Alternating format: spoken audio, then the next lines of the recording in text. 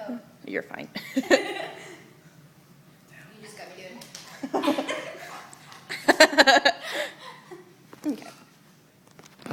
Okay, this one is my national thing to talk about nationally. So when I grew up in a church, and every Sunday morning I got to hold this precious baby girl, and she was so fun because she was very attentive to me. She loved to have my attention. She loved to play with my hands, and every Sunday she would sit in my lap, and I was probably 5 years old at the time, and maybe 8, and she was a lot younger, and so it was really cool to have a kid love me and want my attention and want my love, and it probably fueled my joy for kids now. But I noticed as it went along that eventually she didn't learn things as fast as other people did. She had speech disabilities. She couldn't speak as well, so I asked my dad about her one time, and I remember when I asked my dad, we were in the truck, and I asked him, and I said, Dad, what's wrong with Beth? And he said, well, Holly, she has a thing called Down syndrome, and that means that the things that you learn easily or quickly at a younger age, she may not learn, or her developmental may stop at 5, where instead of going on for the rest of her life. So this is cool. This is a thing that I want to talk about because, mental diseases are something that I've been really passionate about. I want to work in a church, and I feel like people have been turned away because of certain diseases, and Down syndrome is one of the ones that's easier to handle in some situations, but at the same time, if you aren't aware of them, then it's hard to know what to say or what to do around them.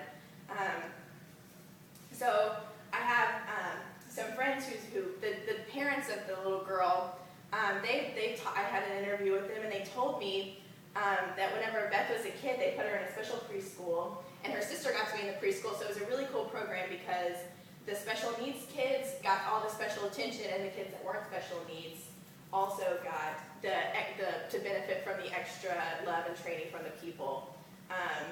And they really wanted Beth to grow up and be like a normal child. They wanted her to be able to handle herself on her own, so they always told their teachers, if she does something wrong, make sure you tell me, or you punish her. If she does something wrong, you have to tell us. And so one time, when she was a kid, she hid under the table during the whole Sunday school lesson, and the children's minister spanked her when she got out and from under the table, to get her to come out. And they told her parents, and her parents they talked to her about her punishment. They didn't think it was they were proud of their children's minister for trying that, because they told her, we want you to treat her like you would treat any other kid. And Beth has actually really benefited from that. Actually, for the past number of years, we've been snow skiing, and Beth can snow ski with us.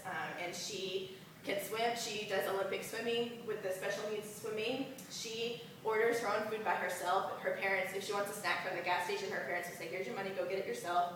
She knows all the phone numbers of her family. She stays home alone all the time. So she's really self-sufficient. And I think that's cool. So programs that have similar offerings, a lot of times up until they're 3 years old, you can apply for assistance in your home, and it's completely free. So up until you're 3, someone will come to your house for an hour a week for free, and they will help with motor skills. Like they said that when a Down syndrome kid learns to crawl, you have to literally move her legs into the right position, because normal kids, the learning abilities, they know how to crawl naturally, but Down syndrome kids may want to slide their back legs or not use their arms. And then you can apply for an ECI assessment, which is an early childhood intervention, and they come and they measure how much if she needs or he needs the special needs or someone to assist them. So, and all that's free, and I think that's cool. And then when you're above 3, they send you a therapist for 2 times a week, and one is for cognitive development, one's for physical development, and cognitive ends up turning into linguistic stuff. So this is where your child might feel delayed because they haven't learned what everybody else has learned by now, and they're kind of realizing it. And this is where the word retarded actually comes from. It means that your learning is delayed or retarded, and it takes you longer to learn. It doesn't mean you can't learn.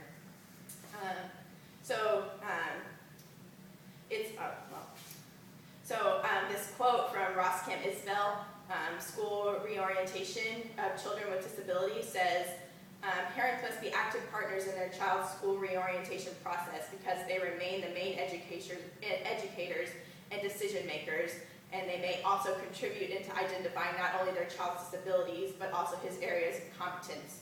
So as a parent of a child, you need to, or as a friend of a parent, you need to be encouraging them to always be attentive in their child's learning. So I just think it's really cool that it's free. And so I think that people need to know that it's free and that it's available for everybody. And you have the ability to leave your children not just as some special needs child who needs help all the time, but they have the ability to become part of society at some level.